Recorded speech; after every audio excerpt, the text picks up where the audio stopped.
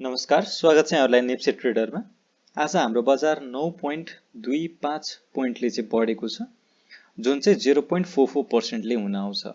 र आज हाम्रो मार्केटले चाहिँ 2070 को लेभलमा चाहिँ सपोर्ट लिएर है, हुन चाहिँ बजार इन्ट्राडेमा 2060 सम्म पनि अलमोस्ट पुगेको थियो, तर बजारले चाहिँ त्यसलाई चाहिँ त्यो पोइन्ट भनेको चाहिँ एकदमै ओभरबोट जोन हो भनेर चाहिँ मार्केटले एउटा अप र्याली स्टार्ट गरेको थियो र फेरि करेक्सन दिनभरि खासै बढ्न सकेन, फेरि अन्तिम मोमेन्टमा चाहिँ बढेको छ। अब अन्तिम मोमेन्टमा किन बढ्यो भन्ने कुराको सबै विश्लेषण आज हामी यस भिडियोमा गर्नेछौँ है त। आजको दिनमा 117 वटा कम्पनीहरूले कमाएका छन्, 81 वटा कम्पनीहरूले भने घाटा बेहोर्नु परेको छ र 19 वटा कम्पनीको मूल्य जस्ताको त्यस्तै। अर्थात् आज चाहिँ धेरै जस्तो लगानीकर्ताको पोर्टफोलियो कि त हरियो हैन, कि भने न्यूट्रल र एकदमै थोरैको चाहिँ आज अलिकति घाटो तर धेरै रिकभर भएको चाहिँ आज देख्न सक्छौं। टप गेनरको कुरा गर्नुहुन्छ भने चाहिँ RMF1 एउटा म्युचुअल फन्ड रहेको छ, यो चाहिँ 4.14% ले बढेको छ। त्यस्तै SCB स्टार्टेड चार्टेड बैंकको चाहिँ आज मूल्य 4.03% ले बढेको छ। त्यस्तै SEF को आज 3.83% ले बढेको छ, एउटा म्युचुअल फन्ड रहेको छ। त्यस्तै सेल, यो चाहिँ एउटा हाइड्रो पावर सेक्टरको एउटा कम्पनी हो, यो पनि 3.89% ले बढेको छ। त्यस्तै SPHL पनि 3.85% ले बढेको छ। टप लुजरको कुरा गर्नु पर्दाखेरि PRSF, यो पनि म्युचुअल फन्ड 10% के नेगेटिभ सर्किट हानेको छ यसले। त्यस्तै अर्को छ NABSF2, यसले पनि 4.58%, सर्वाधिक घट्नेमा चाहिँ यिनीहरू रहेका छन्। भने स्टक वाइज हेर्नुहुन्छ भने SMHL, SLBSL र MPFL हरूले चाहिँ एकदमै ज्यादा घाटो बेहोर्नु परेको छ। टर्नओभर वाइज हेर्नुहुन्छ भने आज शिवममा SNMAPO अर्थात् सानिमा बैंकको चाहिँ प्रमोटर शेयरमा चाहिँ आज टर्नओभर एकदमै ज्यादा आएको छ। त्यस्तै PROFL, प्रोग्रेसिभ फाइनान्स, त्यस्तै अपर र SHL मा चाहिँ टर्नओभर अर्थात् रकम चाहिँ एकदमै धेरै रकमको कारोबार चाहिँ यी कम्पनीहरुमा भएको छ भनेर हामी बुझ्न सक्छौं। भोल्युम आधारमा हेर्नुहुन्छ भने चाहिँ SEAEF है, त्यस्तै NMB50, त्यस्तै सानिमा बैंकको प्रमोटर शेयर, SIGS2 र PCBL को प्रमोटर शेयर को चाहिँ भोल्युम एकदमै ज्यादा आएको छ। ट्रान्ज्याक्सन वाइज हेर्नुहुन्छ भने आज MEL मा पनि ट्रान्ज्याक्सन एकदमै धेरै भएको हेर्न सक्छौं। त्यस्तै शिवममा, अप्परमा MBL र HLI यी कम्पनीहरुमा चाहिँ ट्रान्ज्याक्सन एकदमै ज्यादा भएको छ। आजको दिन हेर्नुहुन्छ भने 1.8 अर्बको टर्नओभर आएको छ। यो चाहिँ आज यस टर्नओभरले चाहिँ साथ दिएको भनेर हामी बुझ्न सक्छौं है त। हुन त हिजोको कम्पेयरमा थोरै छ है, तर झन्डै 2 अर्बको कारोबार अन्तिम मोमेन्टमा बढेको कारणले गर्दाखेरि मात्रै आएको है, नत्र घटिरहेकै थियो दिनभरि बजार। त्यही भएर टर्नओभर नआउनु त राम्रो कुरा थियो, तर लास्ट मोमेन्टमा भने एकदमै मिठो र्याली आयो र त्यसपछि चाहिँ टर्नओभर पनि बढ्न सफल भएको छ। त्यस्तै आज 269 वटा कम्पनीहरुको आज कारोबार भएको छ। त्यस्तै 35,835 वटा कम्पनी ट्रान्ज्याक्सन चाहिँ भएको छ। सेक्टर वाइज कुरा गर्नु पर्दाखेरि चाहिँ बैंकिङ इन्डेक्स चाहिँ आज दिनभरिमा घट्न मानिरहेको थिएन है। आज बैंकिङ इन्डेक्स एकदमै स्टेबल है, अलिकति घटेको थियो, घटेर 1288 मा आएको पनि थियो, तर फेरि यसले भने एउटा सस्टेन गर्न सफल भएको थियो माथि हायर प्राइसमा, फेरि अलिकति घट्यो र फेरि 1300 लाई चाहिँ आज यसले ब्रेकआउट दिएको छ है। डेभलपमेन्ट बैंकमा हेर्नुहुन्छ भने चाहिँ 1.01% को वृद्धि छ। फाइनान्सले आज लिड गरेको छ, 1.69% ले बढेको छ। आजको सबैभन्दा बढ्नेमा चाहिँ फाइनान्स रहेको छ। त्यस्तै होटल एन्ड टुरिज्म पनि सबसे धेरै बढेको छ, 1.40% ले। पछि आजको लिडर चाहिँ डेभलपमेन्ट बैंक, फाइनान्स र होटल, यी तीनटै फेरि सेक्टरहरु रिपिट भएर फेरि आएका छन् है।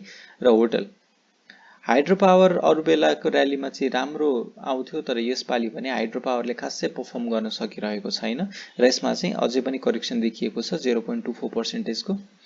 इन्भेस्टमेन्ट सेक्टर हेर्नुहुन्छ भने चाहिँ 0.01% को सानो वृद्धि, चिनो वृद्धि छ। लाइफ इन्स्योरेन्समा 0.37% को वृद्धि छ। म्यानुफ्याक्चरिङ एन्ड प्रोसेसिङमा पनि 0.31% को वृद्धि छ। माइक्रो फाइनान्समा पनि आज करेक्सन देखिएको छ 0.28% को। म्युचुअल फन्ड 0.07% ले बढेको छ। नन लाइफ 0.6% ले बढेको छ। अदर इन्डेक्स पनि 0.30% ले बढेको छ र ट्रेडिङ इन्डेक्समा चाहिँ आज 0.06% को सानो गिरावट छ है। भनेपछि नेप्से घट्न रोकिसकेको भन्ने कुरा हामीले आजको एनालिसिसबाट बुझ्न सक्छौं है। त्यस्तै अब आगामी दिनमा कता जाला भन्ने कुराको लागि चाहिँ हामीलाई टेक्निकल एनालिसिस हेर्नुपर्ने हुन्छ है त। सो आजको दिनमा बटममा गएर है यो करेक्सनको झन्डै इन्डमा गएर करेक्ट बटममा गएर चाहिँ एउटा ह्यामर क्यान्डल चाहिँ फर्म भएको छ। यो चाहिँ एउटा रिभर्सल हुन सक्ने, अर्थात यो क्यान्डलले चाहिँ हामीले कसरी बुझ्न सक्छौं भन्दाखेरि यसले चाहिँ लोअर प्राइसहरुलाई चाहिँ रिजेक्ट गरेको छ। स्याडो जुन लोअर प्राइससम्म बनेको थियो सो लोअर प्राइसलाई चाहिँ रिजेक्ट गर्दै मार्केटले चाहिँ आज अपस्विङ चाहिँ स्टार्ट गरेको छ र जहाँबाट ओपनिङ भएको त्यो भन्दा पनि माथि गएर क्लोज भएको छ। यसले चाहिँ ट्रेन्डलाई रिभर्स गर्ने संकेत गर्छ है। आगामी दिनमा यो हुन चाहिँ एउटा कन्फर्मेसन चाहिँ होइन, तर एउटा इन्डिसिजन यो बढ्न सक्छ भन्ने कुरा चाहिँ अब लगानीकर्तालाई लागिसक्यो है। त्यसकारणले भोलिदेखि बढ्ने सम्भावना एकदमै ज्यादा हुन सक्छ। तर हामीले त्यो सम्भावना ज्यादाको लागि चाहिँ हामीले इन्डिकेटरहरु पनि हेर्नुपर्ने हुन्छ। भोल्युम वाइज हेर्नुहुन्छ भने चाहिँ भोल्युम थोरै आएको छ। भोल्युमले साथ नदिनुको कारण मैले तपाईहरुलाई बताइसके है। भोल्युम चाहिँ लास्ट आवरमा मात्र धेरै आएको छ के। जस्तो चुकुलबाट चाहिँ हेर्न मिल्दैन, नेप्से ट्रेडरबाट चाहिँ हेर्न मिल्छ। तर अघि चार्ट लोड भइरहेको थिएन, एकचोटी फेरि ट्राई गरौँ। यो लोड भएको रहेछ भने ल अब हामी फर एक्जाम्पल 10 मिनेटको चार्ट हेर्छौं भने भोल्युम पक्कै पनि यतातिर एकदमै धेरै आएको छ कि है। त्यसकारणले गर्दा हामी त्यो पनि बुझ्न सक्छौं कि यो भोल्युम जुन छ यो लास्ट आवरमा आउन खोजेको थियो, आउँदा आउँदै मार्केट टाइम सकिएर चाहिँ रोकिएको। त्यसकारणले गर्दाखेरि चाहिँ हाम्रो यो भोल्युम चाहिँ एक्ज्याक्ट रियल नहुन सक्छ के। किनभने हामीले यदि सानो टाइम फ्रेममा हेर्छौं भने घट्दै जाँदाखेरि भोल्युम थोरै आइरहेको थियो र अचानक बायरहरुले किन्नतर्फ धेरै रुचि देखाए र मूल्य पनि बढेरै गयो भन्ने कुरा चाहिँ हामीले यसबाट छर्लङ्ग हेर्न सक्छौं। त्यस्तै अरु इन्डिकेटर मैले नेप्से चार्टमै देखाउन खोजे। यदि आवरली टाइम फ्रेममै हेर्छौं, आवरली टाइम फ्रेममा पनि हेर्छौं भने एकदमै ठूलो करेक्सन आइसकेको छ। अब पालो बढ्ने हुन सक्छ है त। र आवरली टाइम फ्रेममा पनि एउटा घट्ने ट्रेन्ड लाइन जुन एउटा फर्म भएको छ, यसलाई एकचोटी हामी तानेर हेर्छौं है। यसलाई तानेर हेर्दा के देखिन्छ भन्दाखेरि बजारले चाहिँ यो पोइन्टलाई चाहिँ रेस्पेक्ट गरिरहेको थियो र यो गिरावट चाहिँ अलमोस्ट अब सकिन लागेको भनेर पनि हामी बुझ्न सक्छौं। किनभने यत्रो ठुलठुलो स्विङ यो लास्ट स्विङ भन्दा पनि लामो हो, किनभने अलिकति यसको यो माथिसम्म पुगेको कारणले गर्दाखेरि चाहिँ यो चाहिँ यसमा चाहिँ करेक्सन सकिएको हुन सक्छ भन्ने कुरा चाहिँ हामीले एनालिसिस गर्न सक्छौं। बजार यसै पनि पोजिटिभ नै छ। मार्केटमा त्यस्तो ब्याड न्यूज अहिले के पनि छैन। मौद्रिक नीतिले जति घाटो क्षति गर्नुपर्ने त्यो गरिसकेको छ। अब चाहिँ मौद्रिक नीतिले चाहिँ खासै असर नगर्ला जस्तो मलाई लाग्छ र बजारले यो मौद्रिक नीतिको जुन यो न्यूज आएको थियो यसलाई चाहिँ पचाइसकेको भनेर हामी बुझ्न सक्छौं। अर्को इन्डिकेटर हामी यो एमएससीडी हेर्छौं भने चाहिँ एमएससीडी को डाटा अहिले लोड भएको छैन। चुक्कुलमा एकचोटी हेरौं।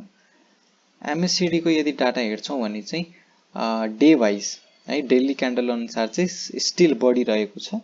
तर आगामी दिनमा यदि बढेर जान्छ बजार यहाँबाट भने हिस्टोग्राम पनि यसको घट्दै जानेछ र छिट्टै एमएससीडी ले पनि पोजिटिभ अथवा बाइ सिग्नल चाहिँ जेनेरेट गर्नेछ। त्यस्तो भएको खण्डमा चाहिँ यो सेल सिग्नल चाहिँ इनभ्यालिड हुन जान्छ है। किनभने यहाँ सेल सिग्नल 27 जुलाईमा आएको थियो, त्यसपछि कति पर्सेन्ट घट्यो र है। खासै नघट्दै यदि मार्केट बढ्यो भने चाहिँ यो इनभ्यालिड सेल सिग्नल हुनु हो र इनभ्यालिड सेल सिग्नल को चाहिँ मिनिङ के हुन्छ भन्दाखेरि बुलको संकेत हो। जस्तो बेरिस बजारमा एमएससीडी ले बाइ सिग्नल जेनेरेट गर्नु र त्यो फेल हुनु भनेको चाहिँ बेयरको संकेत थियो भने बुल बजारमा चाहिँ सेल सिग्नल चाहिँ बारम्बार चाहिँ के हुन्छ भन्दाखेरि फल्स हुन जान्छ के त्यो इन्डिकेटरहरु। त्यसकारणले त्यस्तो हुन सक्छ। अब हामी अर्को इन्डिकेटर लगाएर हेर्छौँ बोलिङ्गर ब्यान्ड। बोलिङ्गर ब्यान्ड अनुसार हेर्छौँ भने चाहिँ अब यसले एकचोटिलाई भए पनि लोअर ब्यान्डसम्म आउन सक्ने सम्भावना पनि रहन्छ। त्यस्तो नआउँदै नआउने चाहिँ होइन, तर आउँछ भने पनि हामीले चाहिँ 2030 सम्म चाहिँ सपोर्ट लिन सक्छ बजारले भनेर हामीले बुझ्नुपर्ने हुन्छ। अर्थात् 2000 मा चाहिँ एउटा स्ट्रङ सपोर्ट छ भनेर पनि हामीले बुझ्न सक्यौं। तर यति भन्दैमा इन्ट्राडे करेक्सन हुन सक्यो, तर हरेक चोटि यहीँसम्म आउनुपर्छ भने चाहिँ हुँदैन। जस्तो मिडल ब्यान्डलाई पहिला पनि यसले ब्रेकडाउन दिँदाखेरि पनि तलसम्म छोएन, यहाँबाट फर्केर गयो।